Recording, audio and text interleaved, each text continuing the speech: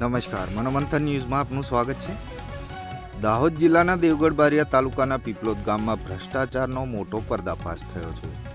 ગામના bus stand સામે બાંધકામ પામતા રુદ્રા કોમ્પ્લેક્સ મુદ્દે બહાર આવેલી એક ઓડિયો ક્લિપમાં પંચાયતના કર્મચારી 5 લાખ રૂપિયા એડવાન્સમાં લીધા હોવાની અને કુલ 23 લાખ રૂપિયાનો સોદો નક્કી થયાની કબૂલાત કરતા સંભળાઈ રહ્યા છે।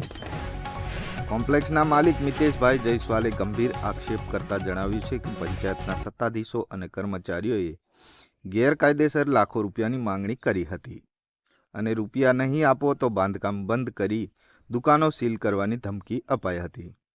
મજબૂરીમાં 5 લાખ ચૂકવવા પડ્યા હોવાનો પણ દાવો કરવામાં આવ્યો છે। મનોમંથન ન્યૂઝ, દાહોદ।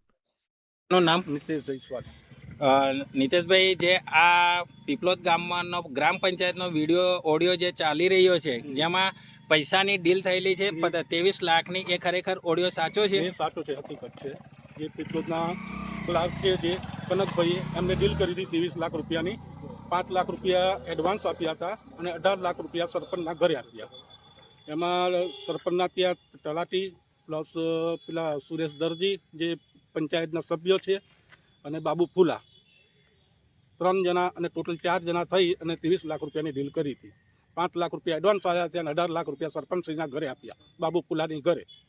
જે આ પીપલોદ ગામમાં રુદ્રાસ કોમ્પ્લેક્સની દુકાનો જે બનાવવામાં આવી છે, એના બાંધકામ માટેના એના બાંધકામ પરમિશન કે આમ નથી, પેલીનો એનઓસી નથી, એની એનઓસી નહીં, તો તમારો રદ કરીશું એમ કરીને ખોટી એપ્લિકેશનો કરીને ખોટી ડિમાન્ડ કરી હતી આ 23 લાખ રૂપિયાની। ઓકે, 5 લાખ રૂપિયા આપેલા, એ કોના માધ્યમથી આપેલા? એ એડવાન્સ આપ્યા હતા, પરમિશનના, બાંધકામ પરમિશનના એડવાન્સ। બરાબર। અને કામ ચાલુ કર્યા પછી 18 લાખ રૂપિયા એમના ઘરે જઈને આપ્યા, સરપંચ શ્રી બાબુ ફુલાના ઘરે। બરાબર, ઓકે।